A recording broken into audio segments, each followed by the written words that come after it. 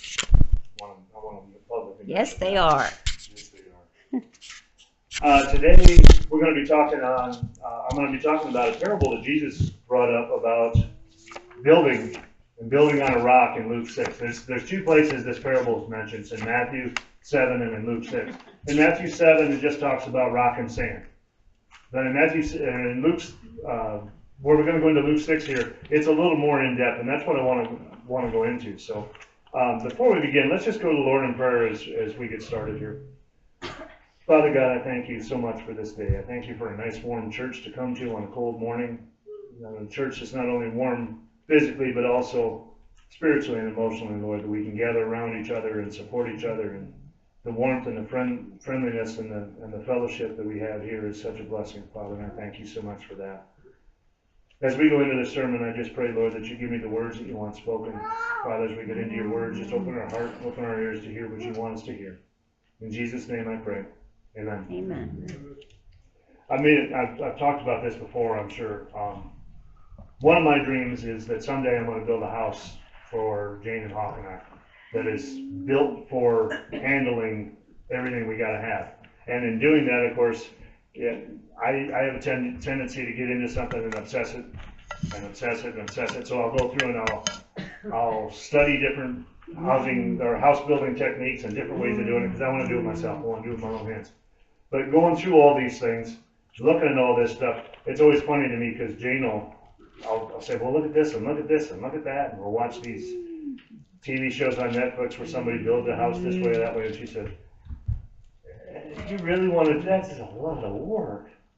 I still want to do it, but that's kind of what I want to talk to us about today a little bit. So let's just open with our passage out of Luke here. Luke 6. Luke 6, 46 through 49. Why do you call me Lord, Lord, and do not do what I say? As for everyone who comes to me and hears my words and puts them into place, I will show you what they are like. They are like a man building a house who dug down deep and laid the foundation on rocks. When a flood came, the torrent struck that house but could not shake it, because it was well built. But the one who hears my words and does not put them into practice is like a man who built a house on the ground without a foundation. The moment the torrent struck that house, it collapsed, and its destruction was complete. Now, going into this parable, the one in Matthew is used a lot about being on sand and being on rock, and that gets simplified down a little bit, almost to Bible school levels for little kids. We think about build on sand, build on rock, kind of like Three Little Pigs, that's the right way to build a house.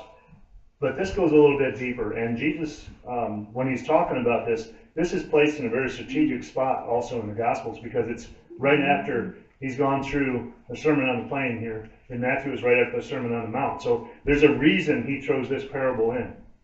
And that reason, I think, starts with the very beginning, the first line. Why do you call me Lord, Lord, and do not do what I say? But he also goes into the building concept here. And I want to talk a little bit about the building that he would have been talking about. This picture of the house here, this is a Middle Eastern house. Typical build. You can see it wasn't with dressed stones or anything. It's not like when we would build. No semi came up with a bunch of cement blocks and cranes and all sorts of things and pre-built trusses and roof shingles and all those kind of things and machinery and guys tearing all over the place, throwing it up overnight. This house is built with undressed stones and it's going to be mortared with mud. They use a natural mortar that they use out of clay. And in Israel, the ground is very much clay. There's a lot of clay in that ground. It's hard ground. And when they build in this part of the world, when they were in Jesus' time, they would have built in the summertime. Because the wintertime is the rainy season.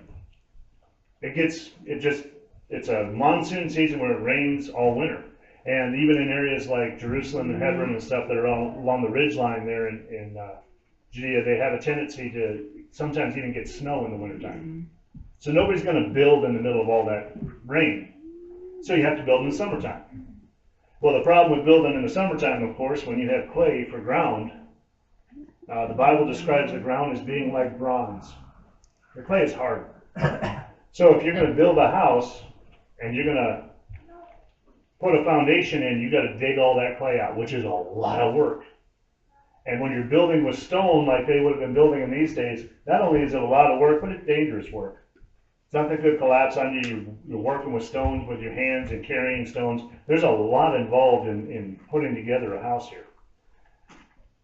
And it would be very tempting when you're building like that to try and shortcut it.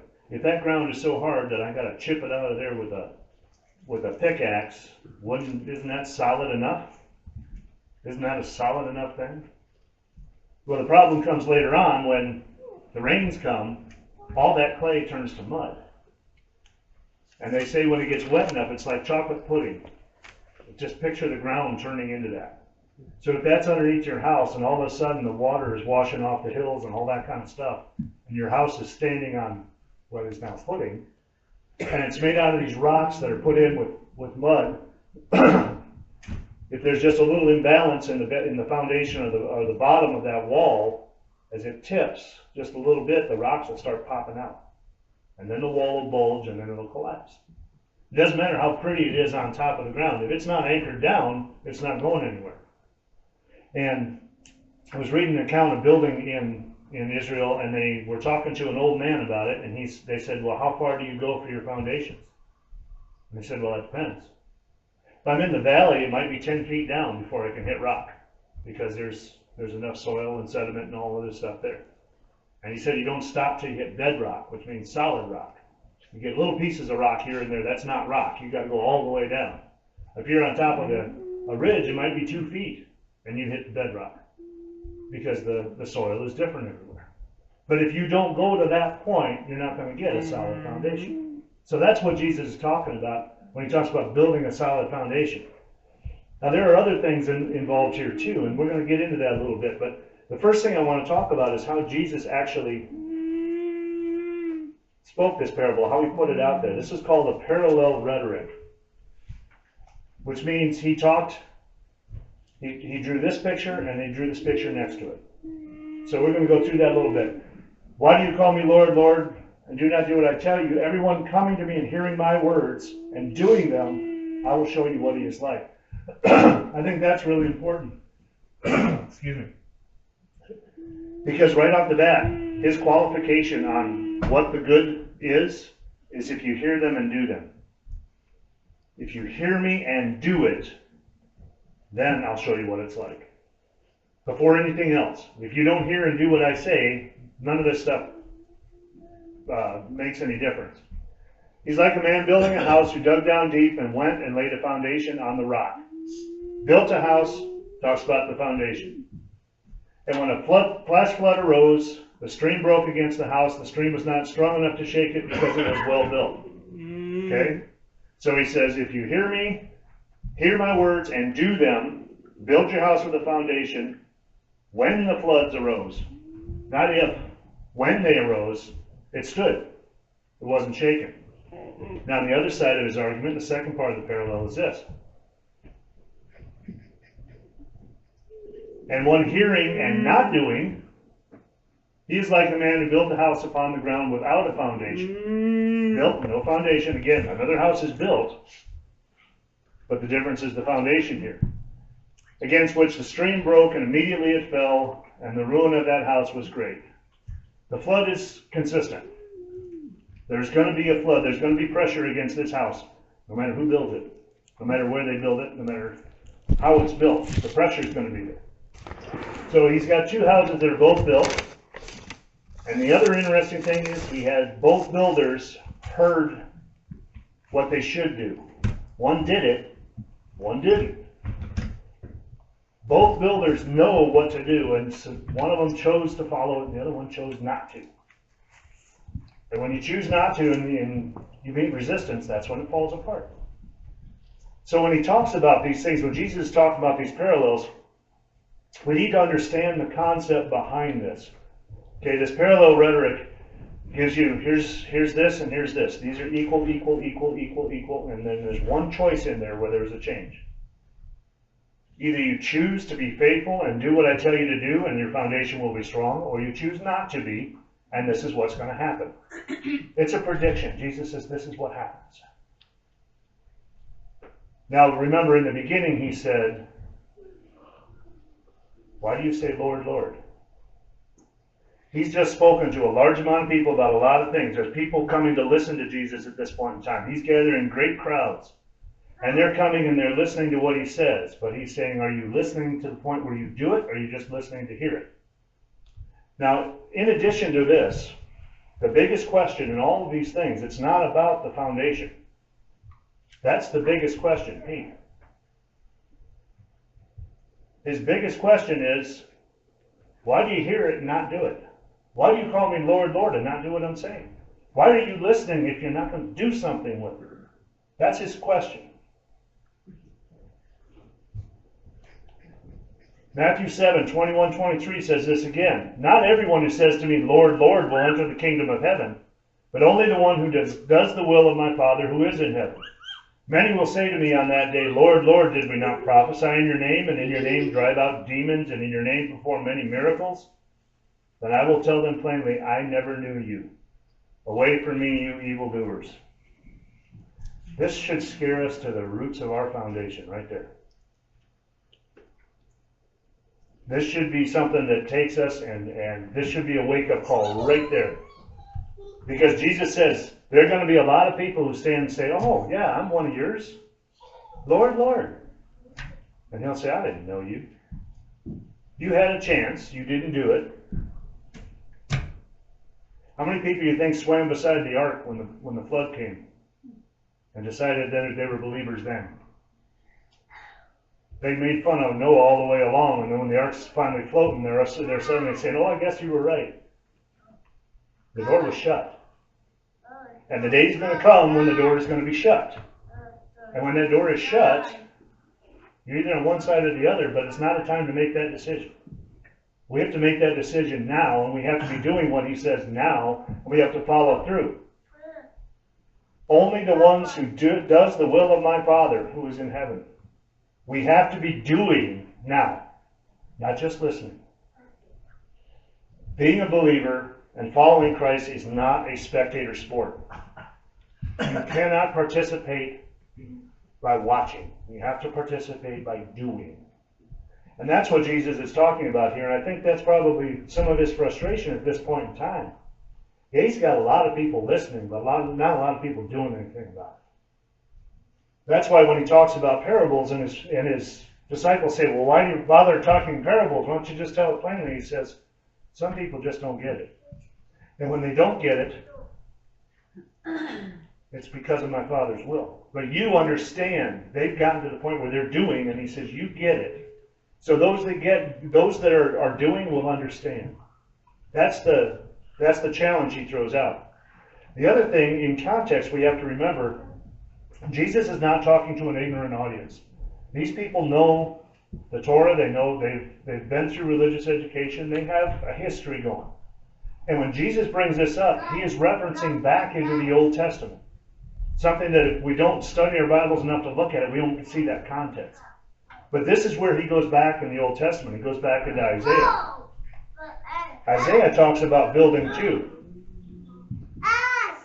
Therefore hear the word of the Lord, you scoffers who rule this people in Jerusalem. You boast we have entered into a covenant with death, with the realm of the dead we have made an agreement.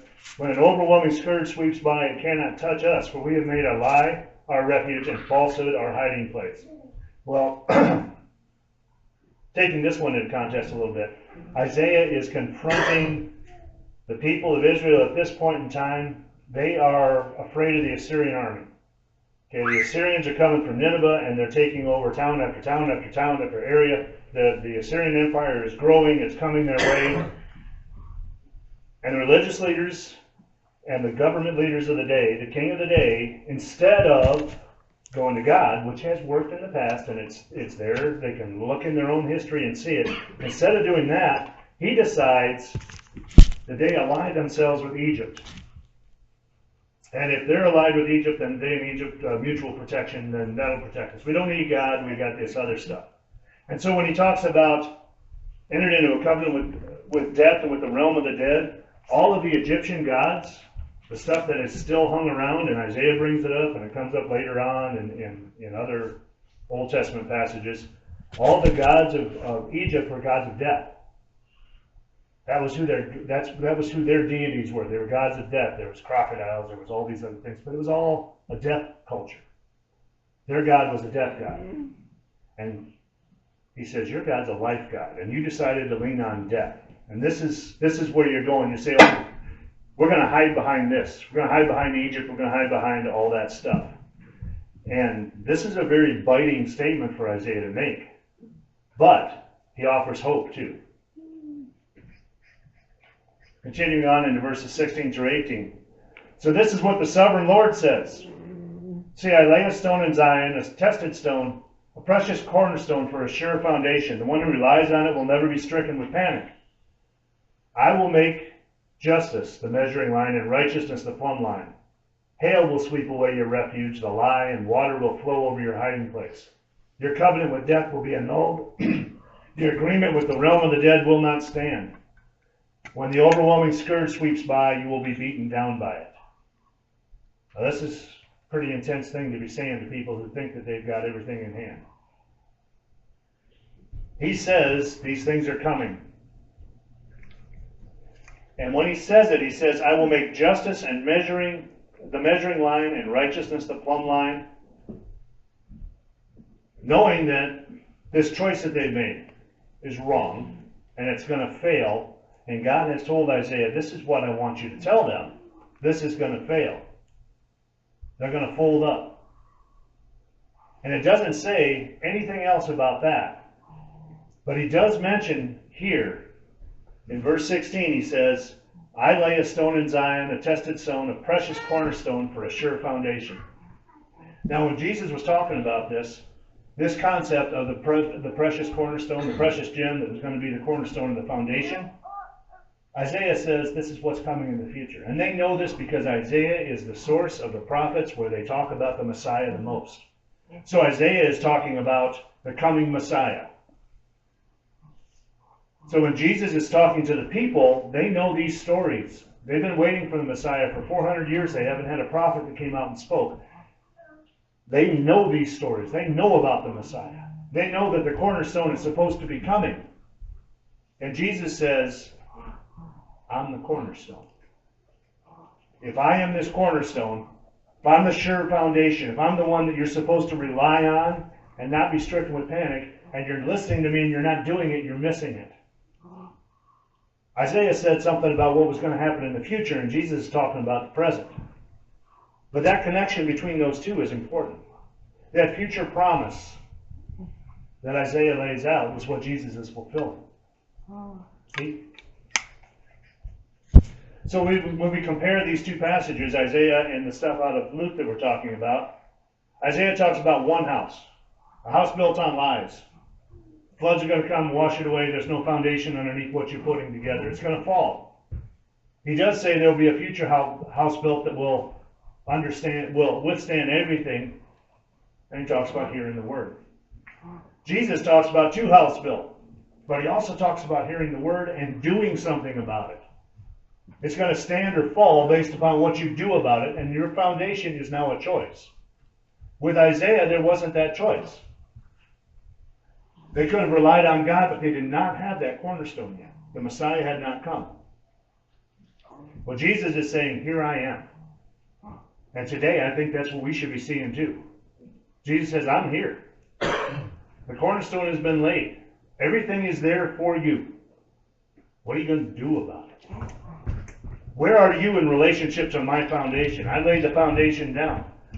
Jesus laid his blood down for us. He laid his life down for us. He took a sinless life and became a sacrifice for us so that we would have that foundation. We have the Word of God written down for us. We have every possible advantage we could possibly have.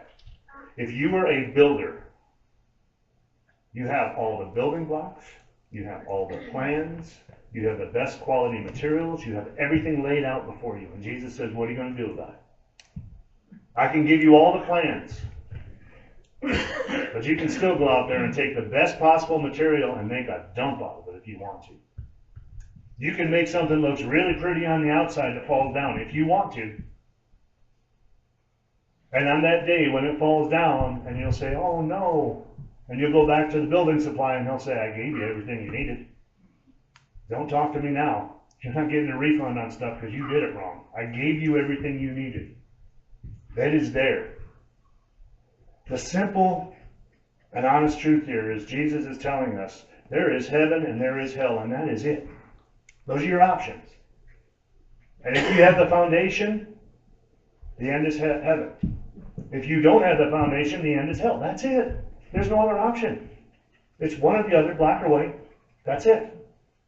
So when Jesus talks about these things and he's explaining this to them, there must be some frustration in him saying, don't you see it? Why do you hear it and not listen to it? Because if you listen, you do. He's explaining this. There is a frustration there. And I think in our world, in our time, in our society, in the world that we live in right now, I think Jesus is saying the same thing. Why aren't you listening? If we look around at us right now, if we look about, if you just turn on the news or open up a web page on the internet and look at what's going on in our world, can't you hear Jesus saying, why aren't you listening? I gave you everything. Look what you're doing with it. This country, we have more blessings than anybody else in the world. I've always felt really blessed to be an American, traveled all over the world, saw other places, beautiful places, but I wouldn't want to live there as much as I want to live here. We have been blessed by God in this country. We truly have. And in that blessing, we've been given all materials, all the monetary blessings, technological blessings, all the possible things to be the very best that the world could produce because of us. Because of what we have here, we have all that potential. And we fritter it away. And we fritter it away because we walk away from God. There was a time in this country when we were first getting started in the Revolutionary War, when men of the founding fathers sat down, and when you read the founding documents of this country, when you read through the Declaration of Independence, and you read the Constitution, you read through the Articles of Confederation, you read those things, those were godly men doing this because they felt God was leading them there. Now turn that over and take a look at what's coming out of the mouth of our leaders today. Every one of them. I'm not picking a side here either direction. Look at what's happened to our country from that foundation point to where it is now. And if we are spectators and we just blindly let someone else lead us and we just follow, we're going to get what we should expect to get. We have to be separating ourselves out, and we have to be separating ourselves out and holding ourselves and those we love and our country and the people that represent us, and all, we have to hold ourselves to a higher standard. And yeah, that means you dig through the clay, and that means you dig deeper than the guy sitting next to you maybe, and that means you have to work harder to get there. Yes, but as Jesus said, you know the outcome. You know what's next. Heaven or hell. So you can take it easy here and end up in hell, or you can work hard here and end up in heaven. It's that simple. It's that simple a crossover. And so his frustration is, you're not listening. You're not hearing me. There's a passage in Ezekiel I want to bring up too. In Ezekiel, again, another prophet that's not being listened to by God's people at the time. Ezekiel 33, 30 through 32. As for you, son of man, your people are talking together about you by the walls and at the doors of the houses, saying to each other, come and hear the message that has come from the Lord.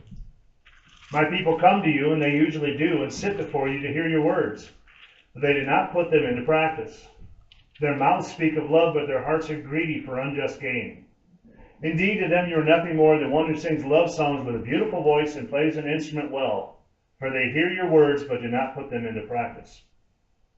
When Jesus gave this parable, I'm sure this was also something that some of them may have picked up on. He's writing from Ezekiel. He wasn't there as an entertainer. Jesus is not here to entertain us. He's not here giving these messages. The word of the Bible is not there as some sort of club that you can be part of. That's not what it's about. You can buy all the records, that doesn't make you the musician. And that's what he's saying. God is telling Ezekiel, they all say, oh, come and listen to him. Great stuff coming out of this guy, but nobody does anything. You're a really good entertainer, but nobody's listening to you, nobody's doing right now. I'm sure this broke Ezekiel's heart to hear this because he's been trying so hard. And God says they're just not doing it. They're not getting there. That building on that foundation, taking that piece that someone else gave you and building on it and making it your own, making something out of that. That is what Jesus is asking us to do. He was sent by God and was the ultimate sacrifice to give us what we needed for salvation. But in God's love and His wisdom, He gives us free will to do with that information and with that blessing and with that salvation what we will. We still have a choice. Now, our choice comes down to what we do with what we know. And there is no lack of information for us out there. You can research. There are so many concordances. There are so many studies of the Bible. There are so many things you can look into. There is not a single topic that has not been written down. And on top of that, God will give you your own personal insight into things too. If you spend time in prayer, that will come. I cannot tell you how many times we've said in Sunday school, with all sorts of people sitting in this room, and we're talking about something, and somebody will come up with something that I never thought of before. Another angle, another way of looking at it. An insight from God that was given to one person to be shared with the rest of us, and then we can take that and do something with it. That is all given to us. We really have no excuse. We have no excuse till the time comes and we're standing in front of Jesus when that final door shuts. We got nothing we can say. We can try and claim Him because we heard Him. Or we can be claimed by Him because we did what He said. There's the difference. So what do we do about it? How do we build on this solid rock? How do we build ourselves in the way that He wants? How do we do what He says to do? Well, first of all, read the directions. We need to dig deep into the Word, get a solid foundation there so that when the challenges come, we stand. He said, hear the Word first. If you don't hear it, how are you going to follow it? And that is not something, I can't build your house. A television preacher can't build your house. Your parents can't build your house. Your spouse can't build your house. You have to dig your own foundation and build your own house. Each one of us individually are held accountable, so each one of us individually have to do the work. That's how that works. You can't rely on somebody else to do the work for you. This is not a subcontracting job that I can have somebody else build my house. No. This one, God says, get your hands dirty. I go back again, God keeps bringing this image up in my mind where someone said, I'm starting to get used to the concept that when I pray and ask God to move mountains, I wake up with shovels sitting next to me. We have to do the work. God says, get your hands dirty. Do your own work. That means you study the Bible. You get into the Word. You dig into what you need to find. There are all sorts of precious gems hidden in that Bible. Things that will answer your questions and fulfill your needs and do explicitly what you need. If you go in and look for them. If you don't dig for them, you're not going to find them. The second thing is that the storms are coming. The storms are coming, and that's not an if. That's a when. And we will run through storms here in life all the time. We every day we get together on a Sunday and we look at that prayer list. There's storms in people's lives. Illness, death, money trouble, relationship problems, national problems that we have between governments, in our own government, all those things. Those storms are going to be there. That's not a if, that's a when. The storms are coming. If you're not in one now, it'll come. If you're not in a point right now where you think that something's pushing on your foundation, it'll come. It'll happen. That's not a question. The question is, do you prepare for it now or do you try and shore it up afterwards? It never ceases to amaze me when we were in North Carolina, when I was stationed down there. Hurricanes come through that area, North and South Carolina, along the coast by Cape Hatteras and stuff there. About once every 3 years or so, they'll get a pretty good one. And they build their houses on stilts down there. They're on great big wooden stilts put into the ground. That's where they build their house. Because the water comes up high and it'll go underneath and it won't flood the house. But I'm sorry, if a hurricane hits, having your house on a couple of matchsticks doesn't do any good at all. The whole house goes in. But what never ceases to amaze me is somebody's going to go back out there and build a house on that same spot, on stilts, in the same place. And in a few years, it'll wash away, and then they'll build another house. It's one of those, just move inland or something. Build your house somewhere else. But how many times do we see that spiritually being played out as well? Spiritually, I see the same thing played out often. People will have something that's not so solid, it'll get blown down. They will look to God, they'll look to God's people, things will get better, and they'll think that the house is back up again. And they stop working on the foundation. They stop working on building it, they just let it go to where it is. And the next time a storm comes, if it's not any stronger than the last one, they may stand up a little bit, but if something comes along stronger, then it blows them down again. There has to be enough foundation there to hold you no matter the storm, and that has to be a continual process. And then the last thing is that if we have that foundation, then we build on top of it. If we accept the foundation for what it is, if we dig down and we find those things, if we lay those stone on stone on stone on stone, then Jesus said, hear it and do what I say. They're simple instructions. Just do what I tell you to do. If you want to know what he tells you to do, that's in the Word. But then just do it. There's our choice. We can choose to dig in, to get into the Word, to study, to understand these things, or we can choose not to. We can choose to do a surface job, do nothing with it. We can also choose to dig into that foundation and then not do anything about it.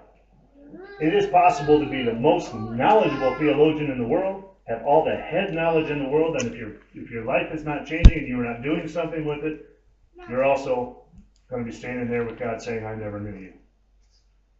There are a lot of theological professors in colleges all over the world who are going to be standing there and God's going to say, I didn't know you. You could quote chapter and verse, but you didn't do anything with it. You have all the head knowledge in the world. You can be the wisest theologian in the world, but if you don't do something with it, you're not doing what I said. I can do all sorts of things where I can make it look like I'm very, very knowledgeable. That's the kids that I teach. They all think I'm really smart. Of course, I study up on before I tell them things they don't know. So that's not the way I can be with my life with God. It has to be a constant thing that goes on. My constant research has to go deeper and deeper and deeper. And I tell you what, every single time I open the Bible, I get something new out of it. Every single time I go in, I can read the same passage that I have read hundreds of times before, and God will give me something new every time. There is no way to know it all. Only He knows it all. There is no way that I can pick up all the information. He knows it all. He gives it to me when I need it, as I need it. Our lives need to be laid out in that foundation. We need to be laid out with our solid rock underneath us. Is that first song? Our rock is Jesus. Yes, He's the one. That's where we need to start.